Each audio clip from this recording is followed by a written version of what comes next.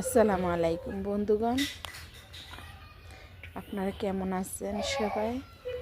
তবে এই প্রচণ্ড শীতে আমি বেশি ভালো নাই।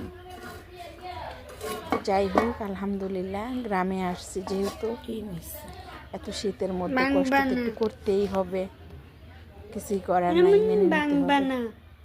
তো আমার মায়ের অনেকগুলো মুরগি ছিল, সেখান থেকে একটা মুরগি জবাই করা হয়েছে।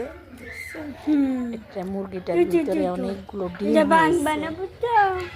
একটা ডিম একদম চোখলা সহ শক্ত। আগামীকাল কি হয়তো ডিমটা পারতো, আমরা বুঝতে পারি নাই। তো এটাকে নতুন দেশি আলু দিয়ে ঝোল করা হবে, যেহেতু দেশি মুরগি। আর দেশি মুরগির আলুর ঝোলের সাথে পোলাওটা খুব সুন্দর হয়। তো এটা আজকে রাতের খাবার। আপনারা ভালো লাগলে করে খাবেন। ধন্যবাদ সবাইকে। আল্লাহ হাফেজ।